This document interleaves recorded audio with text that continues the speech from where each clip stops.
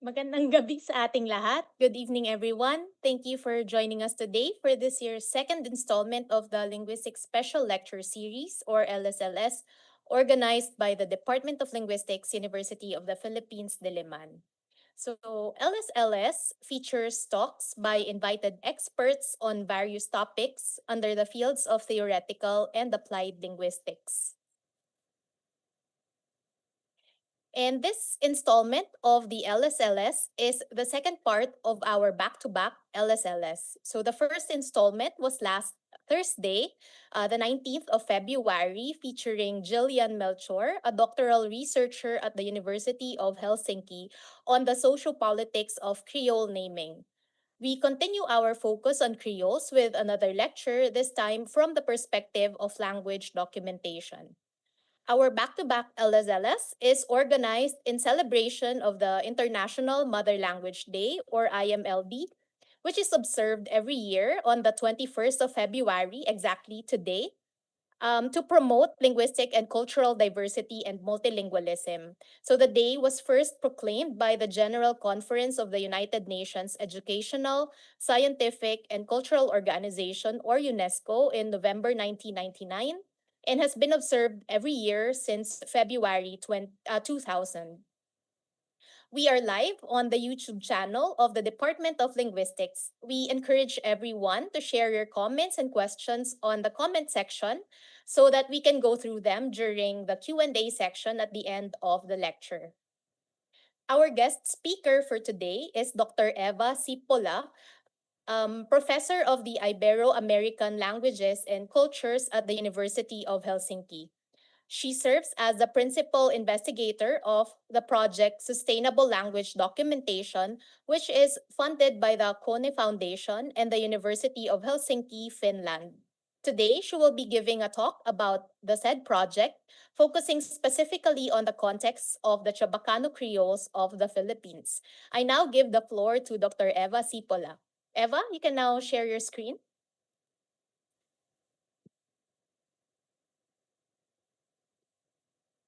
Thank you very much, Tina, and good day, good afternoon to everybody. I'm talking to you from Helsinki, Finland, and it is noon here, but I know in the Philippines you are a little bit later. First of all, thank you very much for the invitation. I'm very happy to be here giving this talk on sustainable language documentation in Creole settings. And I would especially like to express my gratitude to the UP Department of Linguistics for inviting me and my team to give these talks, as Gillian also forms part of our team.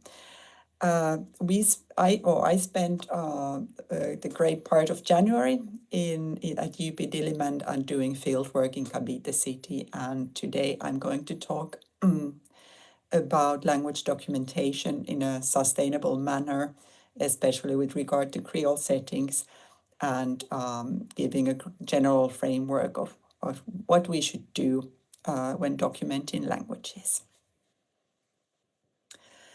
First of all, I would like to introduce the Sustainable Language Documentation Project. It focuses on the 3 endangered contact languages spoken in Cavite City, Cotabato, and Davao in the Philippines. Our project has 2 main aims.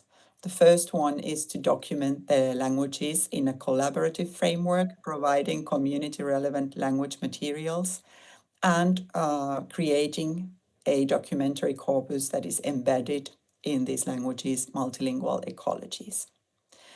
The other main aim of this project is to reassess and develop sustainable language documentation practices by comparing participants' views on language documentation, linguistic methodologies, and the project goals. And by participants, we are meaning both the linguists and the community participants that take part in this project. The other research team members of the project are Dr. Danae Perez and Gillian Melchor, who has been in the Philippines for a little bit longer time. And we also have, of course, local partners. In addition to Professor Tina from the Department of Linguistics, we are collaborating with the NGO, the Circle of Chabacano Dreams in Cavite City at this point. When talking about these Cavite, Davao, and Cotabato varieties, we of course first have to assess their level of endangerment and documentation. And what we have found out so far is that the estimation of speaker numbers are very variable. The Philippine census data often conflates ethnicity with language, and speaker numbers of the Chabacano varieties are commonly lumped together in different sources that we can find. Here in this table, you have the location where Chabacano is spoken, and the census numbers, or the numbers, the speaker numbers that the census gives on these varieties. So, for example, for Cavite, we have almost 500,000 Caviteño speakers and 600 Cavite Chabacano speakers. For Cotabato, the number is given in the number of households, depending a little bit on how the variety is called, and the same for Davao. If we compare the census numbers with Ethnologue, we already first noticed the first discrepancies and the differences in these numbers. And the only fieldwork-based estimations that we have so far are for Cavite City, where Mariví Klesho and I have estimated about 3,000 speakers based on our time in the community. But what is well known, despite these differences and these difficulties in finding out about the exact numbers of speakers, what is well established is the break in intergenerational transmission for both Cavite City and Cotabato Chabacano.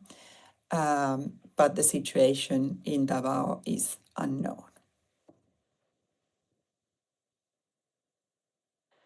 When assessing the situation, the current status of these varieties, we of course also have to pay attention to the domains of use and the level of documentation. And as in the previous case, Mariví Klesho's and my studies from before have established mostly symbolic and ceremonial uses for Cavite Chabacano, and there is no information available for the situation in Cotabato or Davao. The level of documentation is a little bit better than fragmentary for Cavite when using the UNESCO scale on language vitality. And we have, for example, Mariví Klesho's dissertation on social phonetics in Cavite City for the speakers of Chabacano there. But it is quite fragmentary for Cotabato and Davao, again, because there are no transcribed or annotated documentary materials beyond very limited samples that are, for example, in Antonio Quilis and Celia Casado Fresnillo's book on Chabacano and Spanish in the Philippines. So this was kind of an introduction to our project. And the current phase we are with this 4-year project is that we are working on the legacy materials on these 3 varieties, which means that we are collecting, transcribing, and annotating previous available materials and checking their rights, like what kind of user rights there are for these materials. And as I already mentioned, we also have had our first fieldwork period in Cavite City, stemming from October last year until February. Gillian has been there for a little bit a longer time, visiting Cavite City, and then the rest of the team joined her in January 2026. And the main goal for our first fieldwork period was to establish local cooperation partners in Cavite City. And we were lucky enough to contact with the Circle of Chabacano Dreams, this NGO focusing on Cavite Chabacano, and especially to work together with Arlene Cortes and Che Enriquez from this NGO. Excuse me. We also did some interviews with Chabacano speakers and organized a community workshop in January 26, where we discussed the project goals, the aims that people have for documenting their language, and what they think should be done in order to preserve it. We also visited local institutions and policymakers and policy implementers to see their views and to see, to kind of get an understanding of what is happening in Cavite City with regard to their languages and especially with regard to Chabacano. So this was an introduction to our project, but in this talk I want to take a little bit more general approach to the issue, not only focusing on our project, but thinking about language documentation in general. So the aims for this talk are to identify sustainable practices of sociolinguistic data collection or sociolinguistically informed data collection and analysis in the study of language contact. I will focus on specific methodological and ethical concerns in language documentation, for example, how to minimize researcher bias and influence, and how to produce research that reflects community members' language use and perspectives in a sustainable manner. And although I'm here focusing on the Creole case of Chabacano Creoles, these are issues that affect minoritized languages in general. The talk is structured as follows. First, after this introduction, we will talk about contact languages as minoritized varieties, looking into the social linguistic factors that affect linguistic work with these kind of varieties, and giving some examples from the Romance Creoles in general. Then we will focus on specifically on the methods of data collection and analysis, the challenges and the best practices identified in research. Before the conclusions, I will also give some insight into a case study based on a case study on folk perceptions in the Philippines, Chabacano folk perceptions especially, before coming to the conclusions and trying to say something general of this topic that can be of use in our work on language documentation. And as often is the case, this is by no means only research or ideas done and created by me, but I'm basing this talk on several publications and projects that I have worked with other people. Of course, in our sustainable language documentation team, as well as in a workshop series that we organized with Carsten Levisen, Halli de Corne, and Constance Ackermann Boström a couple of years ago. And the publications I'm mostly referring to are also mentioned here. Two of them are co-authored with Marivi Klesho, who has been working in Cavite City for a longer time. So let us continue with the introduction. I have mentioned sustainability and sustainable language documentation a couple of times already in the beginning of this talk. I'm interested in sustainability and especially in the following questions. What role can linguists play in the ongoing societal discussion about sustainability? And how can language documentation be made more sustainable? Definitions of sustainability often combine three fields: the environmental aspect of our actions, the economic aspect of our actions, and the social aspect of our actions. And bringing these together, somehow sustainability would be the way of providing the same opportunities for future generations as we have today for ourselves. So somehow in order, we should be able to maintain and sustain the world both on its environmental, economic, and social aspects in a sustainable manner for future generations. But linguistics has not been prominently positioned in these talks about sustainability, and that's why I find it very useful to to apply this concept also into language documentation and linguistics more generally. When talking about sustainability, we often have heard the UN Sustainable Development Goals that are presented here. There are 17 of them, and we will not have time to go through them all, but as you can see, they stem from reduction of poverty and zero hunger to gender equality and sustainable cities and communities, etc., etc. So not only environmental aspects, but also social and cultural issues are taken into account in these development goals. How do they then relate to contact languages? Well, first I would like to define what I mean by contact languages. These are often labeled as pidgins, creoles, mixed languages, multi-ethnolects, post-colonial and indigenous varieties, etc., and etc. And they often take their definitions from historical linguistics and social linguistics. But we should also remember that language contact is not only present for languages that we label as contact languages, but it is present in many other situations as well. And often in these situations, we can connect it either to language maintenance, so kind of sustaining the linguistic situation, preserving the language for the future generation and passing it on to the future generations, or situations of shift when communities, for various reasons, change from one language to another.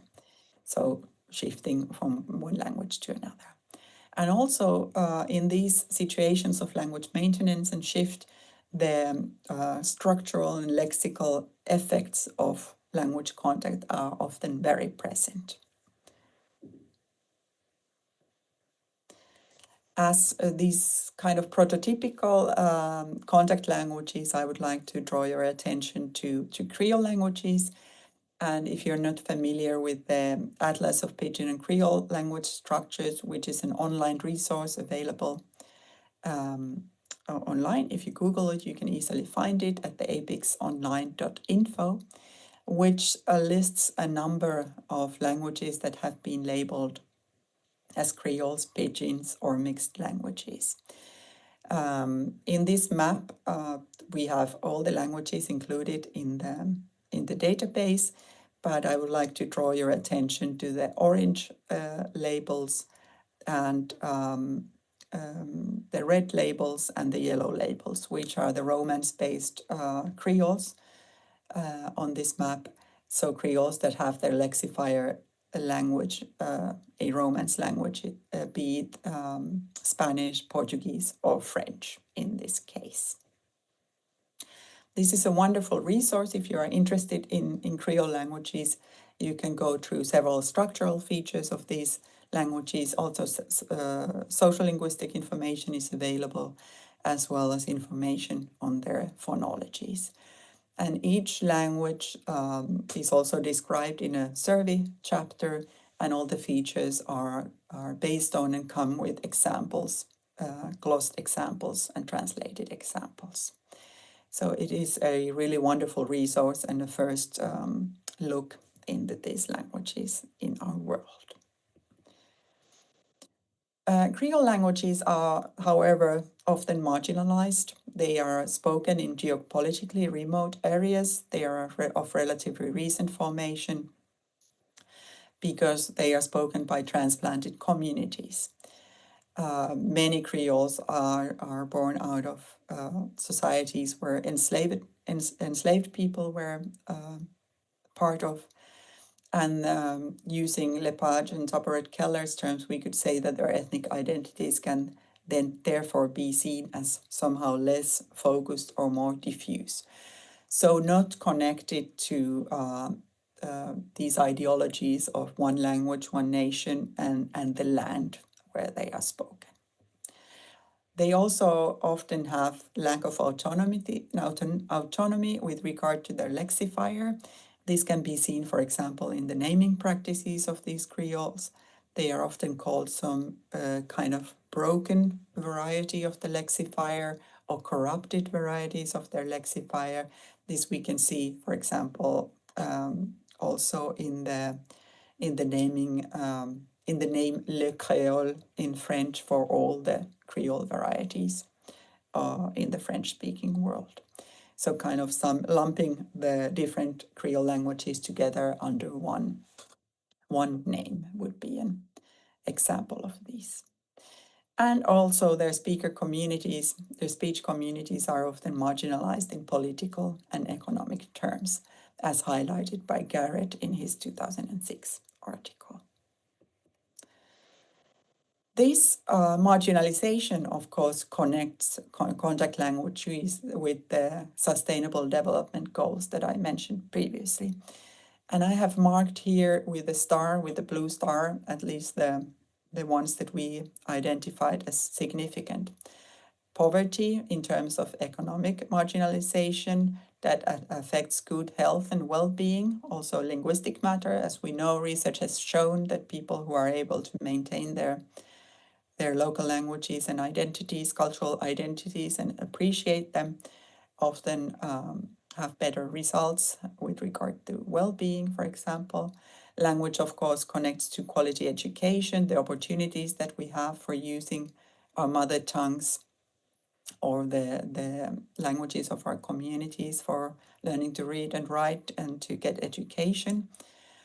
Also decent work and economic situation connects to linguistic issues, what kind of opportunities we have, for learning other languages, and in general, themes like reduced inequalities and sustainable life and communities, and cities and communities, and peace, strong institutions, etc., connect also with linguistic matters.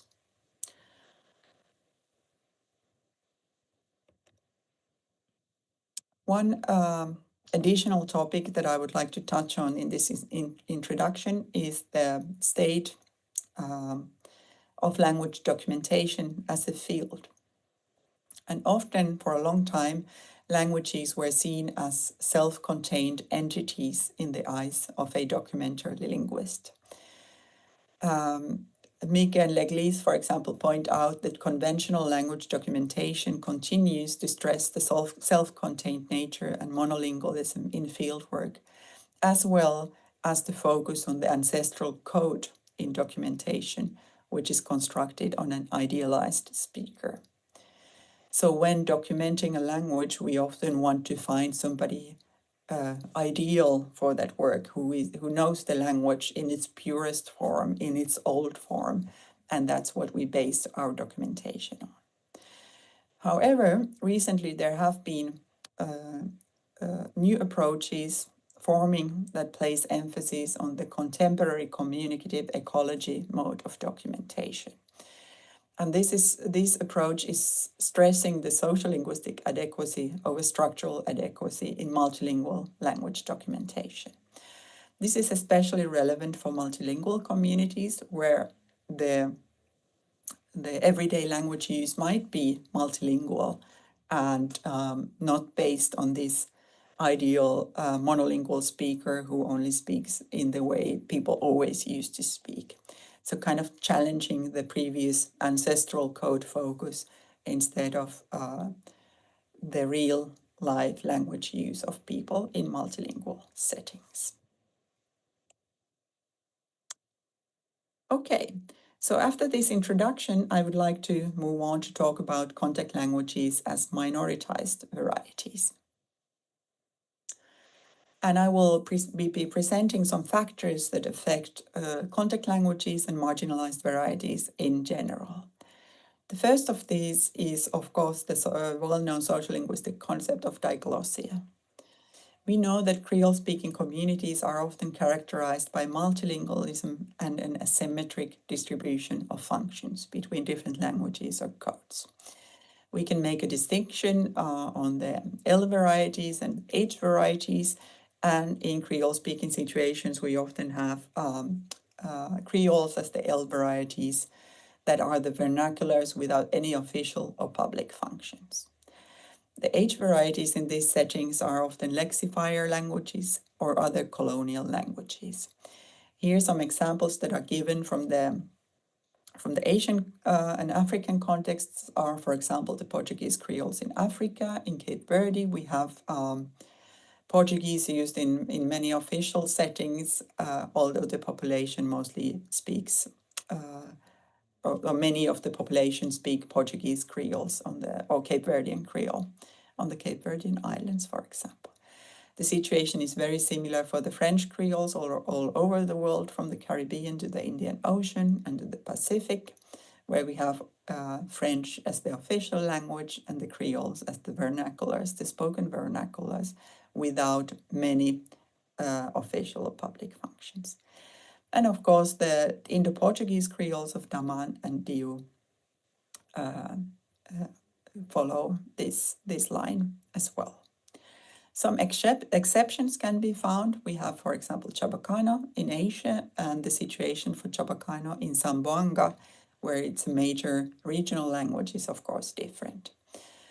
Another case from Asia is Papia Kristang, spoken in Malacca, in Malaysia, where it is a significant minority language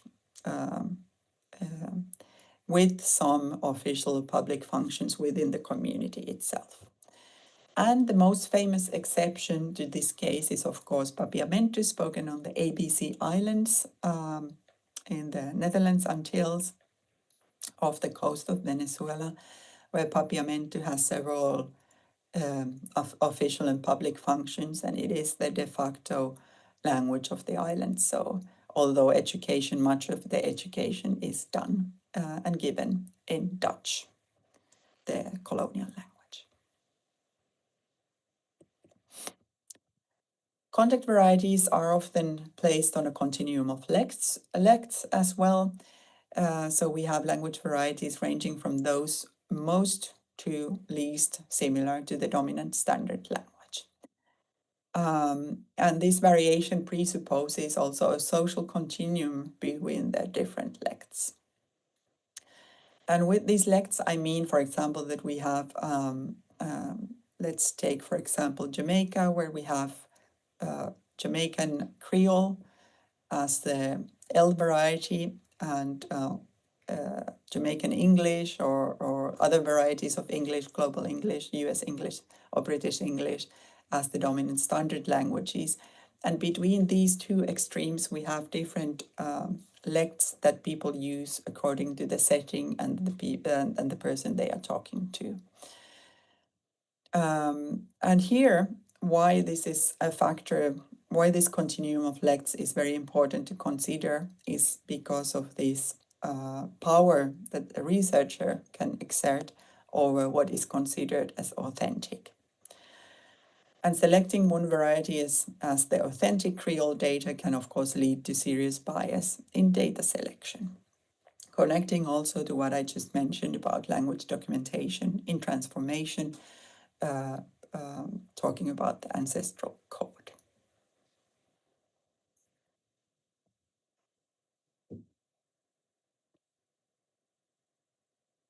Yet another factor that we should consider are, of course, language ideologies and prestige.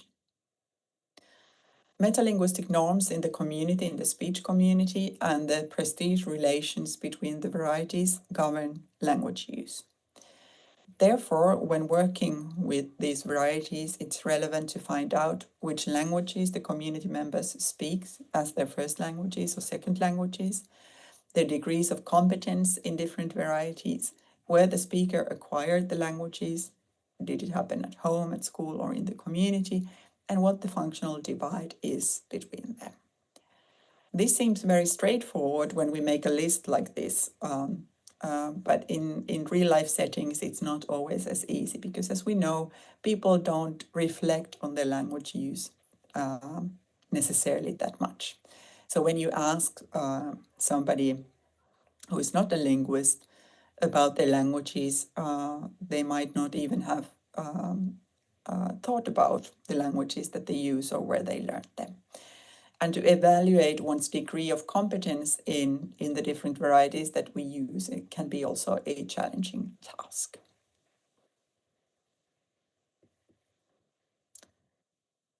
The language ideologies and prestige relations also make it difficult to access Creole data, especially when the lexifier is used as a working language. The standard is often used as the default lect in formal contexts, such as interviews or data elicitation sessions. And in addition, dominant language is used to show one's social profile and standing in certain social situations. And even the ethnic background of the speakers can affect perceived traits of a language. There are some interesting examples in the literature. For example, Nicolas Kant shows about the African elements in Cape Verdean Creole, and Hugo Cardoso talks about how people reacted to him as a Portuguese researcher going to the Creole-speaking community in Diu when he was writing his grammar of Diu in the Portuguese. With regard to the African elements in Cape Verde, for example, the speaker told that one of the islands had mostly European ancestry, and therefore there couldn't be any African elements in the language that they were speaking. However, research later showed that these African elements were very recurrent in the everyday speech of the people. And of course, language endangerment and attrition can also be problematic, or they should be taken into account when studying and documenting languages that are in need of documentation. This is a major problem for data collection. We know this from Cavite City in the Philippines. We also know this for some French Creoles in the Caribbean, and for all the varieties of Indo-Portuguese, and especially on the Malabar coast.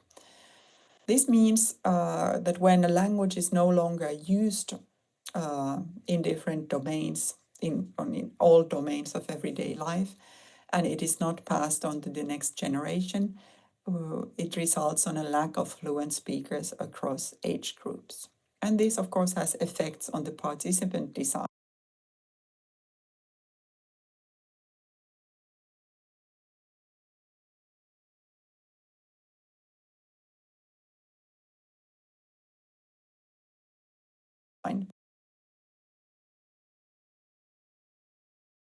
Of the project that we are conducting. It can also cause reduction of the degree of internal variation found in the language data, because people only can produce what they know, kind of repeat what they are doing. But the opposite could also be possible at certain stages of language attrition. So we get more variation because perhaps the other languages present in the community are causing some changes and variation. What do these factors that I've now mentioned here, that had to do with language ideologies, with the diglossic situation, with the continuum of lects, and lastly with the language attrition situation, what do they have to do with data collection and analysis? Let's now move to this part of my talk.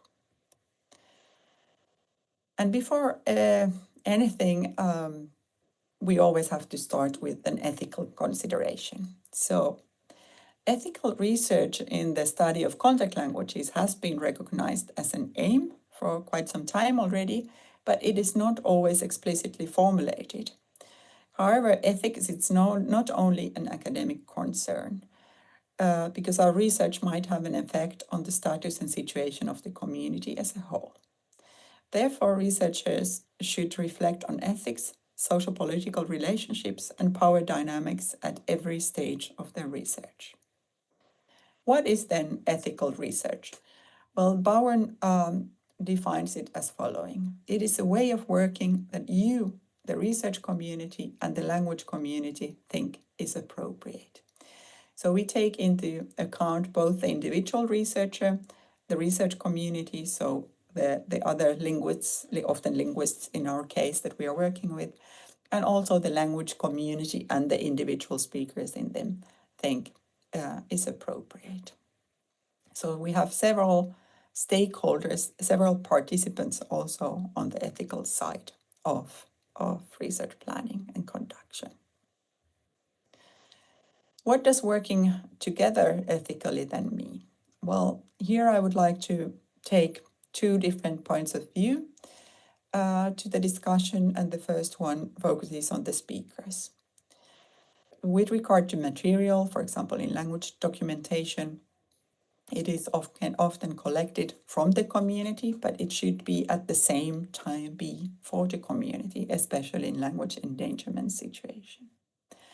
It also has to do with the rights and protection of the what we call the subject or the participants in the study.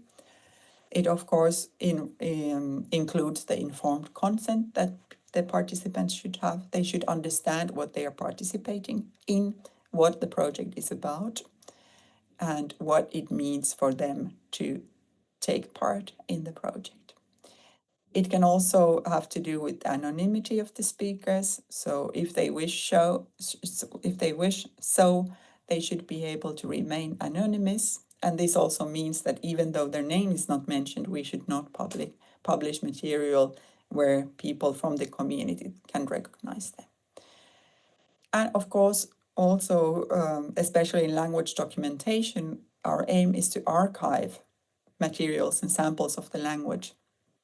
And therefore, from the speaker's point of view, it is also important to consider that this kind of archived material is accessible not only to linguists, but to the community members as well.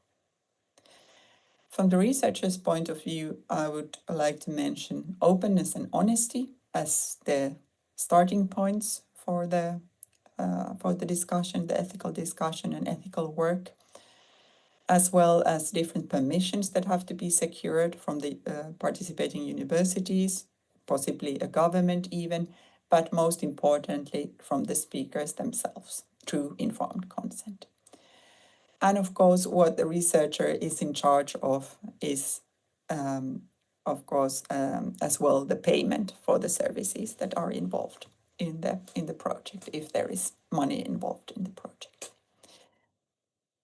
And beyond this, the researchers, of course, have the ethical matters that they have to take into account when working in the linguistic community. But here I'm mostly focusing on these speakers and researchers' relations.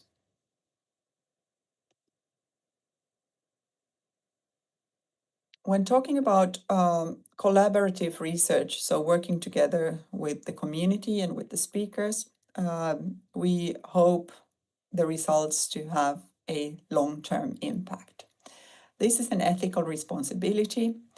And from my point of view, fieldwork should always have an empowering aspect. So paying for the services is not enough. But when working with endangered languages, it would be important to discuss with the community what kind of needs and wishes they have and how can the linguists give tools or ways of working that support the community's aims.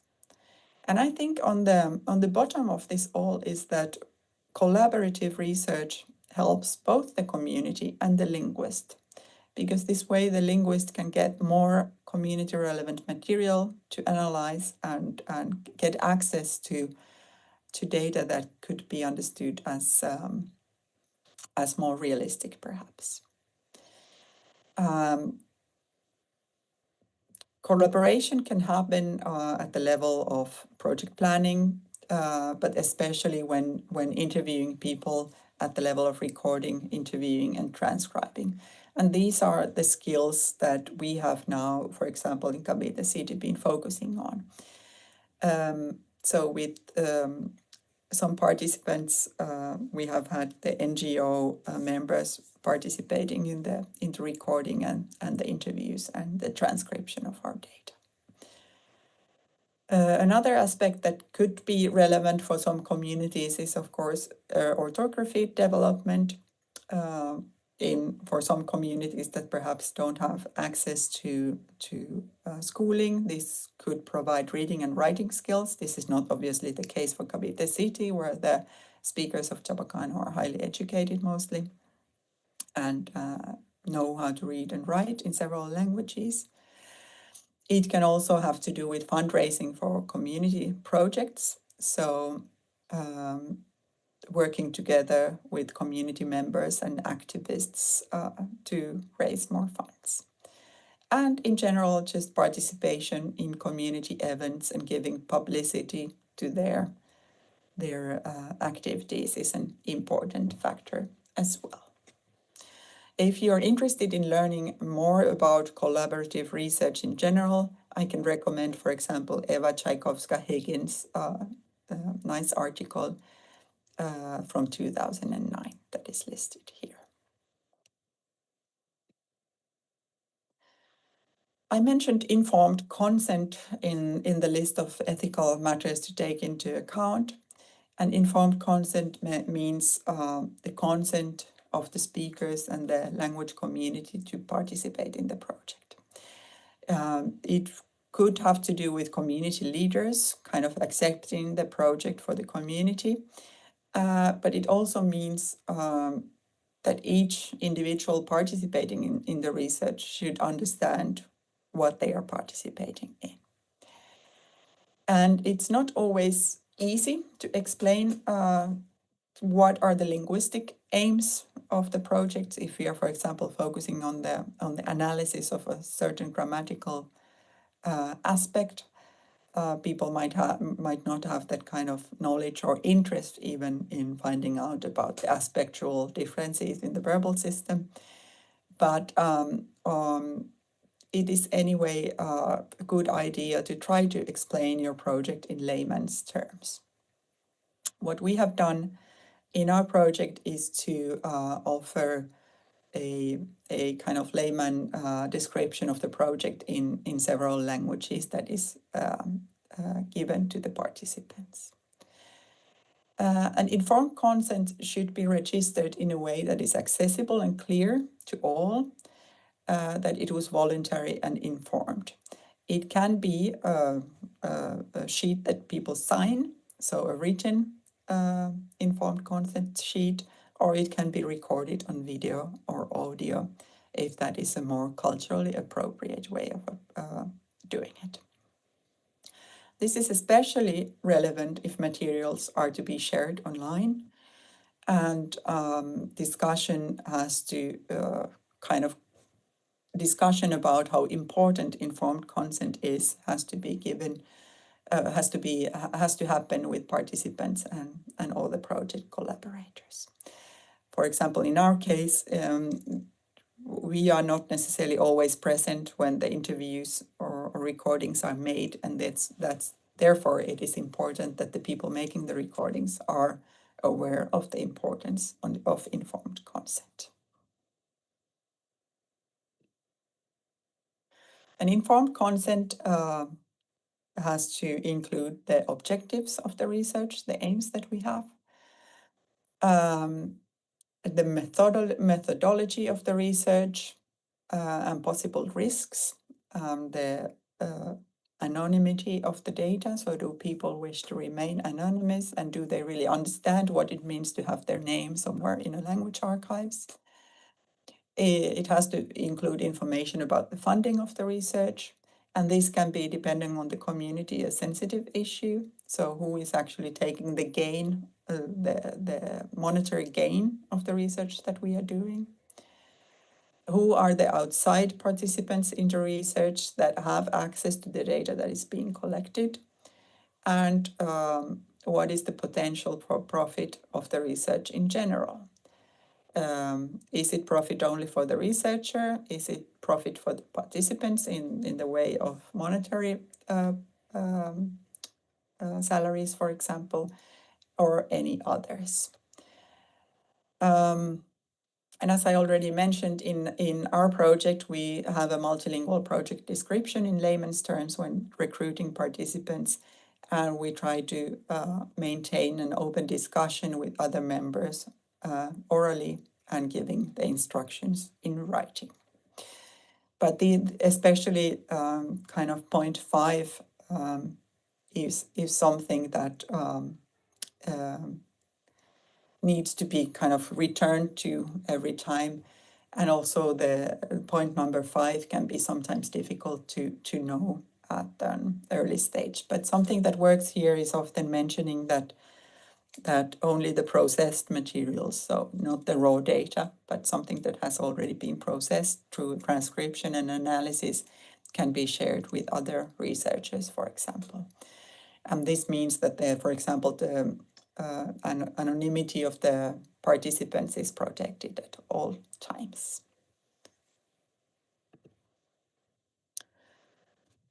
In multilingual context settings, we of course find alternation between languages and varieties in speakers' repertoires. This is sometimes called borrowing, code switching, transfer, imposition, or convergence, depending on the approach that we take to language contact. And in our view, it is artificial to extract a language from the multilingual practices of the speakers in this case. Multilingual context settings require ethnographic methods and participant observation to really get an understanding of how language is used in its everyday life, everyday communication. And it also requires an understanding of the community in its social, historical, and cultural context.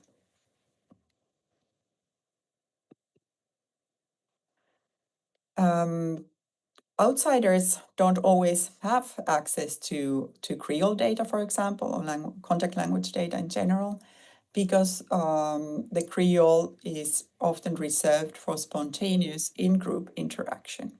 And in talking with outsiders, such as researchers, speakers would naturally switch to some acrolectal variety that they know will be understood, or even the standard language. This might have to do with ethnic and physical characteristics of the researcher, or the normative pressure of the lexifier language. For example, in my case, when in Cavite City or in Ternate, where I've also worked, just my physical appearance makes people, when having a discussion with Chabacano speakers, although they know that I speak Chabacano, when they look at me, they switch to English, because to them I look like an English speaker. And it takes a lot of, it kind of takes time, it takes building trust, and it takes participating in the people's lives to overcome, for example, this kind of limitations. Other best practices in minimizing outsider effects are, for example, data collection in peer groups and local community members recording their own interactions without the presence of the researcher.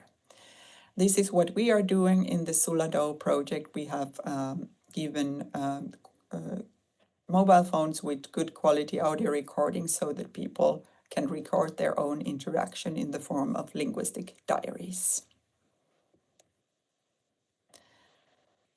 Participant observation and interviews are the next topic we are talking about. Long-time commitment, as I mentioned, to fieldwork and to participant observation gives us access to more unguarded language use situation and minimizes some of the ideological effects, because this is the way that we can understand the language use in its everyday context. And in comparison to interviews, this also informs us about the interview as a specific setup for data collection. Some best practices for interviews in Creole settings have been identified as the adaptation to local contexts, when thinking that people are, like, we have to be aware of the interview as a culturally marked format of communication that is not necessarily always the best way to proceed. We can use group sessions where several participants are talking, and have community members work as interviewers So kind of making the interview setting more natural. We of course have to also select cultural suitable topics for interviews and be aware of the different effects of text types that we are using. If, for example, the language is not used for writing poetry, we shouldn't be asking about poetry, or we shouldn't refer to specific genres or text types if this is not an everyday or kind of normal way of using the language. And this information we get with the participant observation. Social linguistic surveys are another method that is often used in language studies because they give us access to large amounts of data in a relatively short time. They can also give us insights into local attitudes towards language use and therefore inform other kinds of research. An accurate assessment of speaker preference or competence in language production and comprehension cannot, however, be based solely on subjective self-reported use. And therefore, survey data should always be contrasted and checked against data obtained using other methods.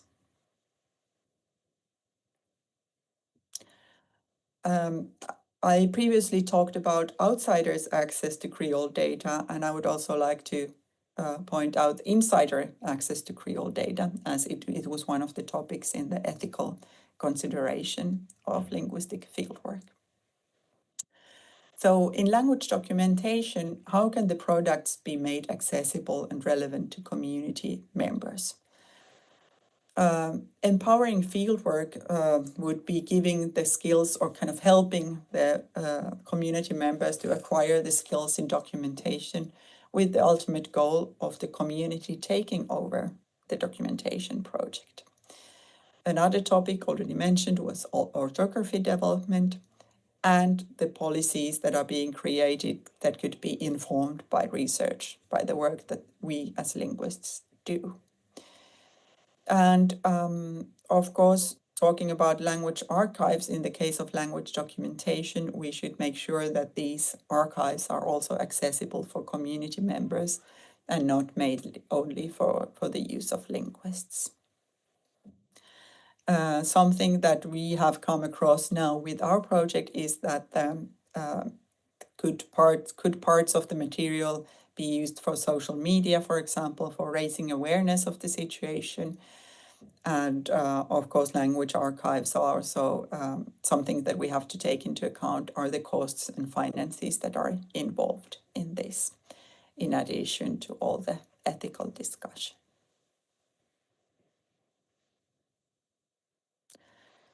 In our Sulado project, we aim for collaborative documentation with the communities. I mentioned the linguistic diaries that we are doing or collecting, the social linguistic interviews that have been done, and another topic has to do with cultural demonstrations.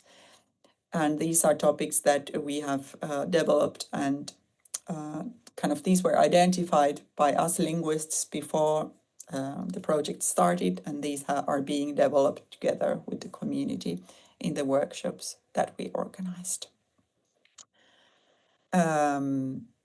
And in the sustainable methodologies in documentation, we also use the community workshops to discuss the UN Sustainable Development Goals as a prompt with focus on the languages of the community.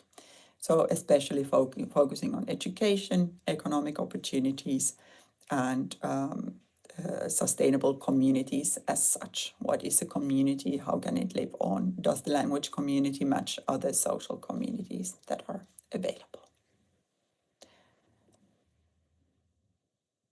What are then the research strategies for achieving social linguistic adequacy in our language documentation?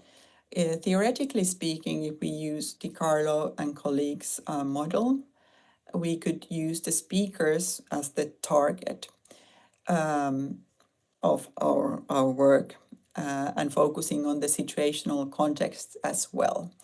This means that our control as researchers on the data that we are collecting is quite high on the tools that we are using. So, for example, the equipment, the analysis, etc.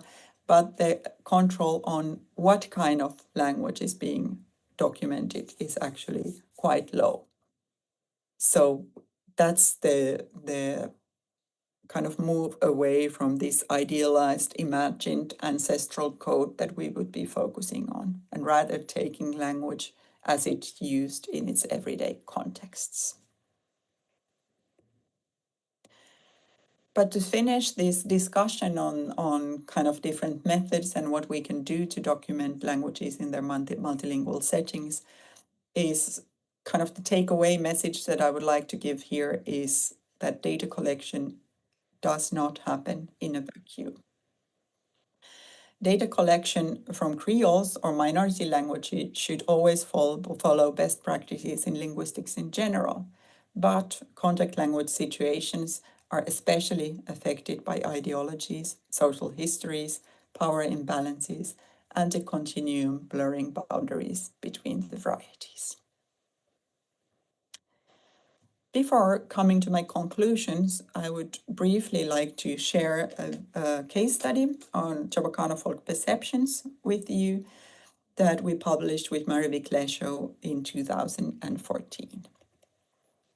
So here we are again talking about Chabacano, and with our study we wanted to add a localized perspective on the relationships between Ternate Cavite and Zamboanga Chabacano, using methods from perceptual dialectology adapted to multilingual field settings. So, in other words, what we wanted to do is to see if linguists are interested in some topics in relation to Chabacano and how we as linguists divide the varieties and differentiate them, what do the speakers themselves think about this? And perceptual dialectology is a very useful method for this kind of gaining access to speaker perspectives on these matters. We have 3 Chabacano communities, the one in Cavite City. This is one of the associations that worked for the promotion of the language back in 2003 when I visited them the first time, when I visited Cavite City for the first time. In Ternate, we have children still learning the language, so the situation is quite different from Cavite City, where it's no longer passed on to younger generations. And then, of course, Zamboanga is the most vital and the largest speech community of these Chabacano varieties. So we were interested in finding out how these 3 different communities believe their languages to be or not to be related, what kinds of linguistic variation they notice, and what kind of social meaning they attach to this variation, and how do they feel about other languages spoken in their communities. These kind of questions, especially within one kind of dialectal variation of a language, are quite common in perceptual dialectology. And we used fieldwork methods over collecting data over 10 years in Ternate and Cavite, including participant observations, social linguistic interviews, and Marivic Lesho also did a map labeling task in Cavite as part of her dissertation research. And in addition, because we didn't have access to Zamboanga at that point in time, we did some online surveys. What were the challenges of our project? Well, of course, we had different access to the communities. For outsiders, it is harder to find Chabacano speakers in Cavite City than in Ternate. In Ternate, it is more widely spoken. And we as field workers were of different backgrounds,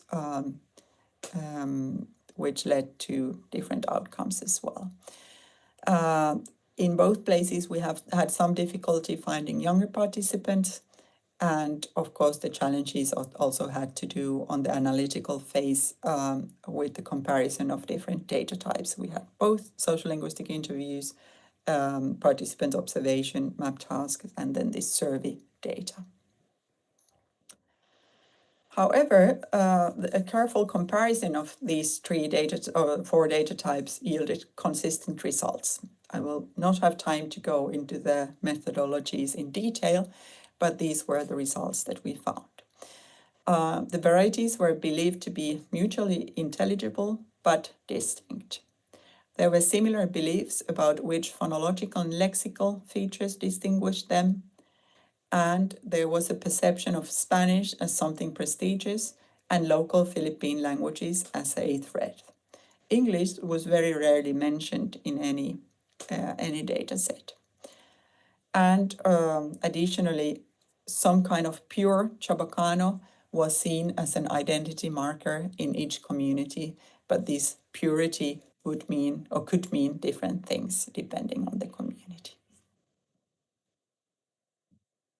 Here you have some examples. For example, some features that were mentioned had to do with Spanish prepositions that were not used in Ternate, but used in Cavite. For example, in example 1 from Ternate, they say, no hay más que el viejo pescado, sin pescado na Cavite tiquel. So the old man has no more fish, and without fish in Cavite, it is said like this. And let's see if you can hear example 2, commenting on the differences in intonation between the varieties. Como el platicada cheniptono na that kunisod ba andato na plaza kilo andato na plaza hina na ba komplato huevos o kuniso komplato huevos lang. So saying that the different community has a different intonation.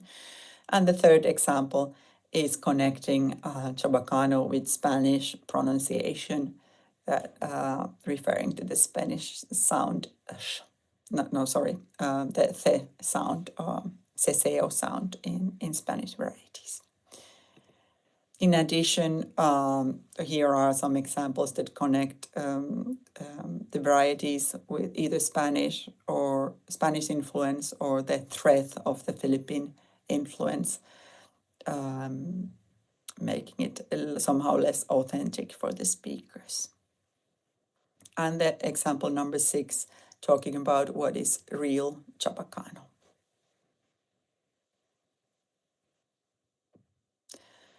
Outsider perspectives on these matters have focused, so with outsiders I here mean linguists, who are normally foreign-based linguists, that have tended to focus on a small set of morphosyntactic features and theoretical debates on the historical origins of the varieties. There has been very little focus on linguistic variation in and among these creoles, and very little work on features that are salient to the speakers. For example, the TMA system, the tense, mood, and aspect system in these creoles has been receiving a lot of attention, but none of the speakers mentioned it. So this was one of the mismatches that we identified, because the TMA markers are in Creole literature mentioned as the most typical feature for Creole varieties, and also connecting it with the historical origins.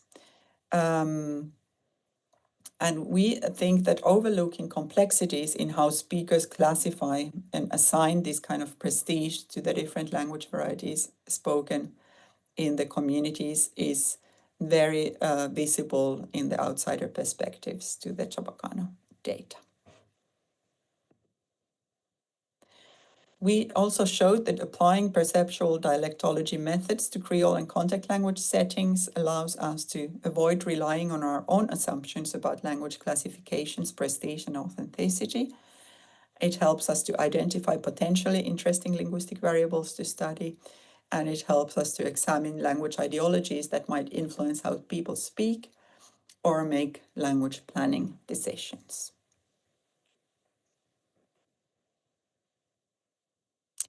It also helps us to work ethically by including speakers' perspectives in our analysis, and to provide a more holistic view on the linguistic structure and social linguistic situation of the language. Now I'm coming to the conclusions of my talk, trying to bring all this together. what we have been discussing. So in our Sulado project, our linguistic aims had to do with the holistic documentation of the Spanish lexicon context varieties of the Philippines in the 21st century, and especially in their multilingual ecologies, and bringing methodological renewal as to language documentation. Community aims seem to be focusing on language preservation and revitalization and heritage promotion, as well as multilingual education materials, as we have identified in this first fieldwork period. And both these aims, both the linguistic and the community aims, connect nicely with this idea of ownership of the aims of linguistic projects in transformation, as defined by Tchaikovsky-Higgins already in 2009. As with any other type of language, Creoles should be documented and studied using carefully selected methods. We have to take steps to ensure ethical and sustainable research and have a commitment to participant observation and participatory research. The social histories, prestige asymmetries, and multilingual settings of Creoles require special consideration in the study of how they vary and change. Language attitudes and ideologies affect the development and structure of contact languages, but they can also be studied combining and contrasting several methods. And they provide insights into speakers' metalinguistic systems and the general situation of the communities. These insights are not only relevant for contact languages, but they are generalizable to other minoritized language situations with similar prestige and continuum settings. So, in conclusion to all these, sustainable methodologies can be achieved by balancing the three dimensions, by localizing what we are doing as linguists, by taking a collaborative approach, community perspectives, and taking a stand on the economic resources that are related to the project and to the languages that we are researching. And bringing these three different aspects, both the environment where the language is spoken in its everyday language use, take economic factors that affect both the project and the language use, as well as the social and cultural surrounding, can offer a holistic approach to the wicked problems that we find in the world today. And I would like to thank all the communities that have supported our fieldwork and all the people mentioned here. If you are interested in the references of my talk here today, please write me an email and I will send the list to you. Thank you very much for listening, and I look forward to your questions and comments.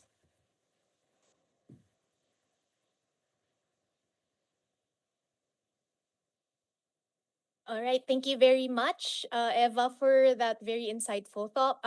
I think your presentation today is very apt as we celebrate IMLD on this very day, particularly how you highlighted a more sustainable direction for our discipline, for linguistics. That is by thinking about the ways we can develop a more collaborative and respectful partnership with the communities we work with. So I think this new direction is actually a reaction from our colonial histories, where our practices in academia and linguistics, particularly, still largely remain instruments of colonization. For instance, the ways we have engaged with communities, and it's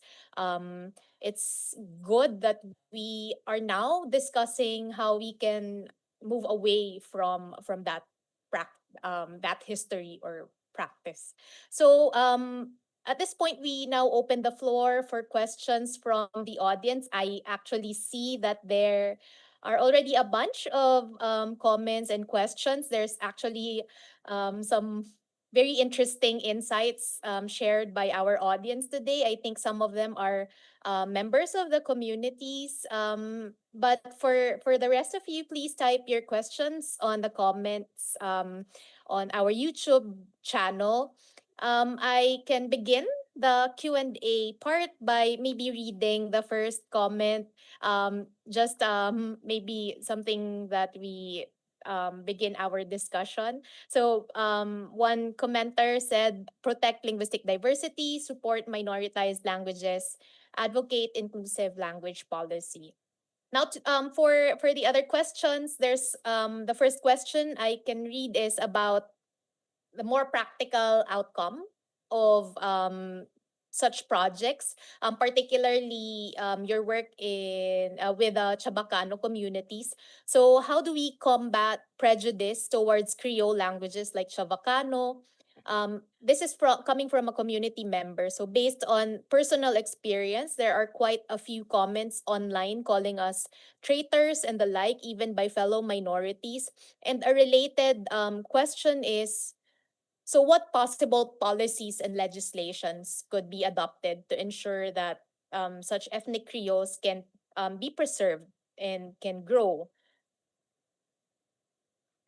Yeah, this is an interesting question, and I think it connects to what I've been presenting here. So all the languages are a product, and the way we use them are a product of their kind of social histories as well. And in the case of Creole languages, this, although I talked about the marginalization of Creoles, in the Philippine case, some of the Chabacano varieties are, of course, also connected with the colonial past of the Philippines, because there is this connection to the Hispanic heritage of the country.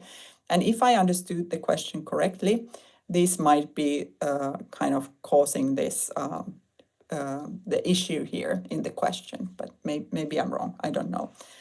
But I think what we can do is raise awareness, talk about language awareness. How do we kind of what I've been presenting here from the linguist's perspective could also be taken into more general discussions about connecting histories with the actual situation and explaining that even though the language's history might be connected to the colonial past and the Hispanic heritage, the speakers today are in a similar situation. They are minority language speakers in the Philippines, and together everybody can work towards more diverse policies in the Philippines.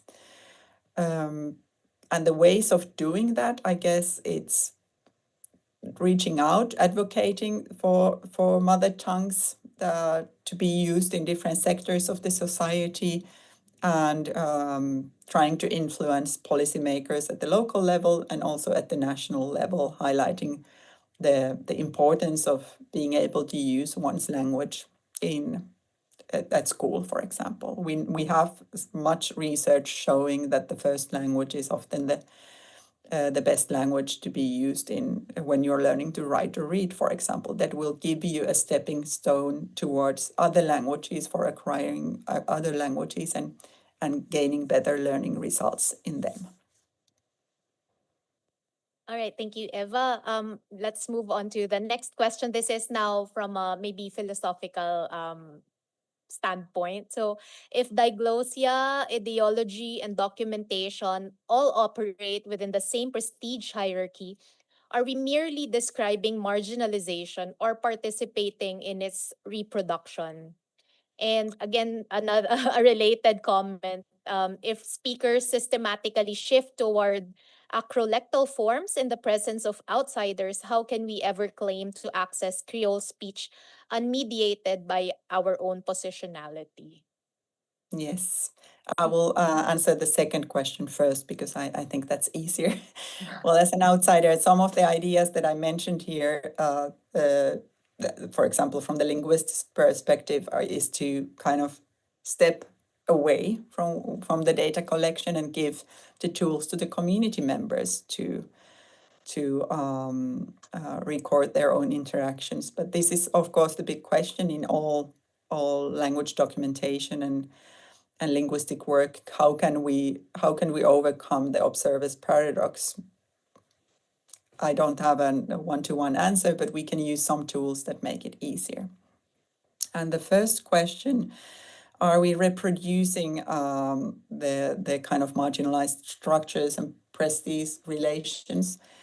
Probably yes, if we take a constructive approach into or discursive approach into our reality. Partly we are, but I think that's still what we can do. We can talk about it. We can make it. We can become more aware of these structures, and then perhaps at some point we'll also be able to overcome them or create new structures that are different.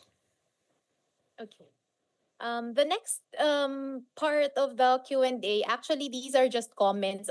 People have been interacting online.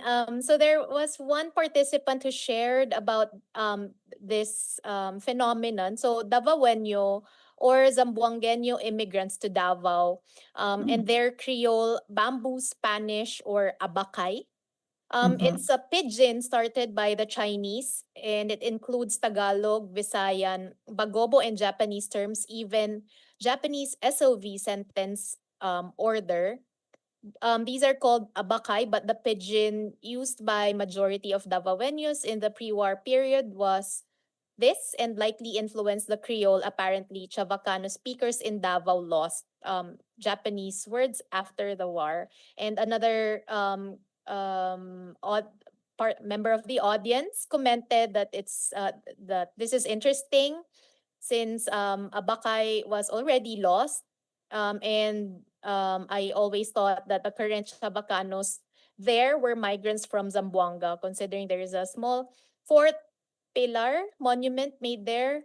And same with Cotabateño. Many families in Zamboanga have distant relatives in Cotabato, hence the existence. And I think this is the commenter is highlighting this issue since us Chavacanos, they said, either don't have access or don't know where to find such archive documents on our own heritage. So if you have anything to comment on that, Yeah. Eva. I would like to thank the commenters very much. This is one of the reasons why we want to study Cotabato and Davao Chabacano. I'm using these terms because we have also noticed that Davadueño, for example, is used for other languages spoken in the region, so kind of to make it clearer for our project. But we, of course, respect the naming practices of the Chabacano speakers there. Abakay Spanish is something that was mentioned already by Keith Winham in his monograph on the Spanish contact vernaculars in the Philippine Islands. And it has been mentioned and repeated several times in research literature, but there is very little actual research on it. So we don't know what it is referring to. But what the commentator mentioned is something that has been that is probably based on similar sources as what Keith Winham used in the 1950s. So we think in the project that it's about time that somebody goes to Davao and sees what kind of Chabacano or other contact varieties are spoken there. So if you have any more information on this, please get in touch. You can find my email by Googling me. It's my first name dot last name at helsinki.fi. We would be very happy to hear more. And we are also now looking for kind of contacts and participants in Davao and Cotabato. So thank you very much for this comment. I don't want to say anything conclusive on this matter yet, but showing just how important it is to kind of give these talks and interact with different speakers. And the other question, like the access to the historical materials. Yeah, I think that's why it's so important that we as researchers cooperate with local activists or community members or NGOs, because they know what is a relevant way of archiving materials or kind of making them accessible for the speakers themselves. In Cavite City, for example, there has been discussion about the Cavite City Library, if they could have a kind of special section dedicated to Cavite Chabacano and the city's heritage. And this is hopefully something that could be reinstated, because they used to have this kind of section in the Cavite City Library, but it is currently being moved to a different location. So let's see what happens there. Maybe another related comment, still on the Mindanao varieties of Chabacano, but this time on Zamboanga data. So they commented on a bit in your presentation. So I think for Zamboanga, the data may be skewed. It's not necessarily old rich families. So even in rural Chavacano communities, they speak with a lisp. Pure Chavacano or verdadero Chavacano simply means someone whose family are generationally tied to Zamboanga and grew up in the culture and speaking the language at a highly fluent level. Thank you very much for this comment. Yes, this was just one example. Of course, it is not the only example, but the kind of meanings given to these linguistic features vary depending on who is giving the comment. So this was an example of one of the connections they made to the Lisp. All right. So maybe a personal question from me, since I'm going to take this opportunity as today's moderator. So Eva, I know that you've worked with Chabacano communities for quite some time already. It's been what, over a decade? Is that correct? For about 20 years now. Oh, 2 decades. So yeah, reflecting on the growth of your experience, relationship with the Chabacano communities, what can you say would be like the major change in your practices and relationships, or Yeah. with the communities through your years of working with them? Yeah, this is actually something I've been thinking about lately, because now that I in January visited the Philippines again, it was after a more than 10-year break. I haven't worked on Chapaca. Like, I had worked on historical stuff, but not really with communities. And this is something that came very strongly to me while I was there.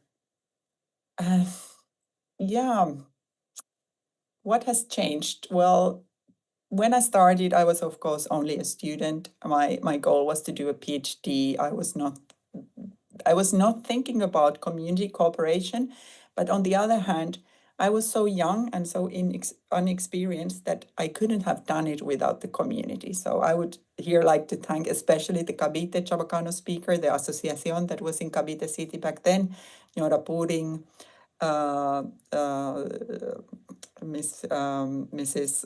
Joy de la Rosa, that was the city librarian back then.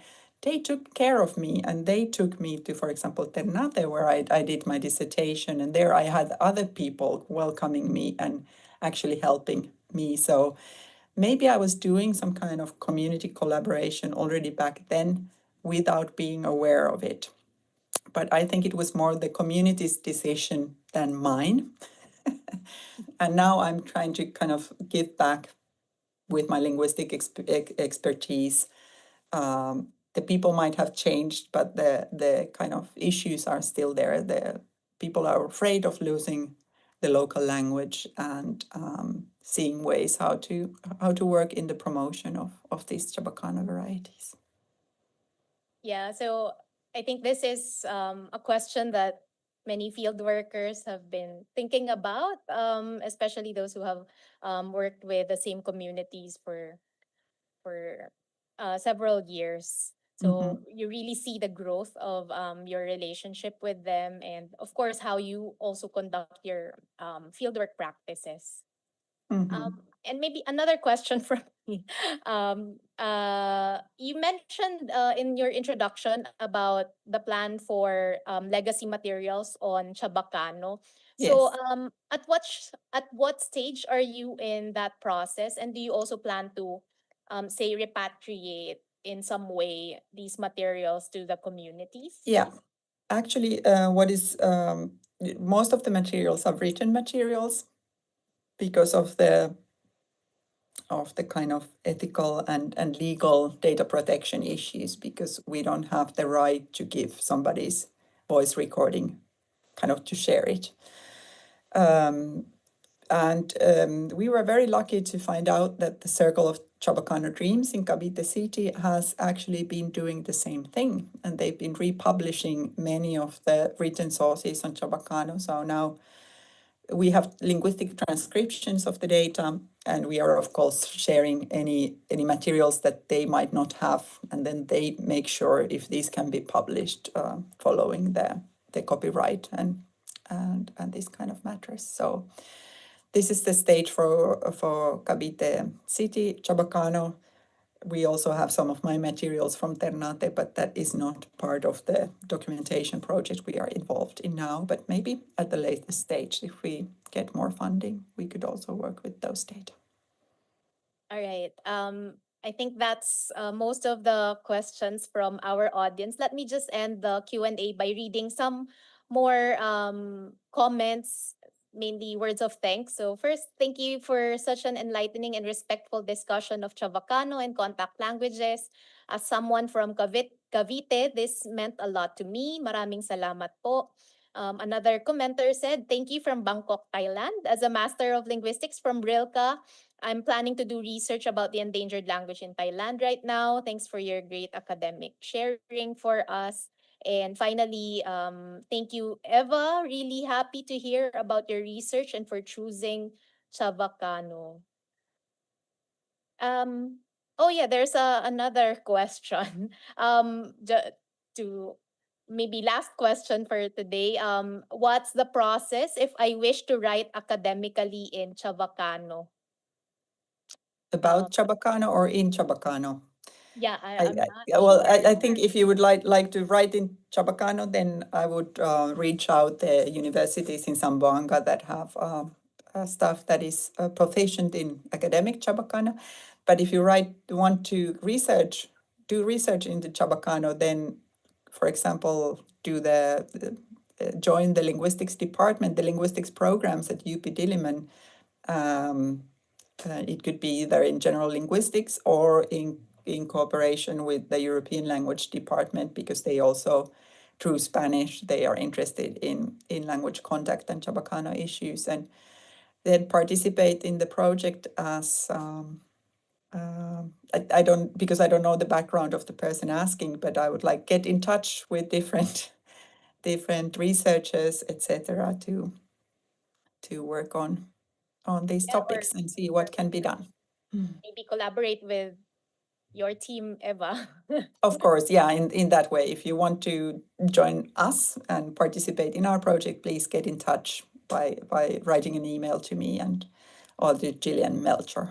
Yeah. So we've shared your email address on the comment section of our YouTube channel. So for the audience, if you would like to reach out to Eva for collaborations or further questions, comments, you may send her an email directly.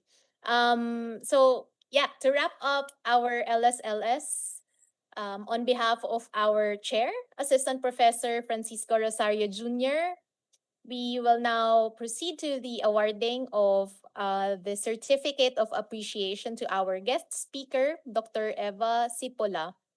So let me read the certificate.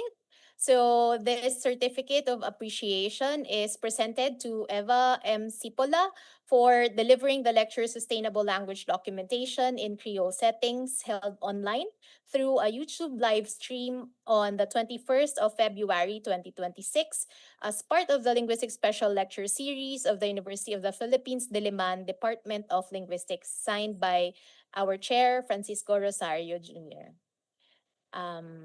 Yeah, let's give Eva a virtual round of applause. Thank you so much. Thank you very Eva. much. Thanks so much for the invitation.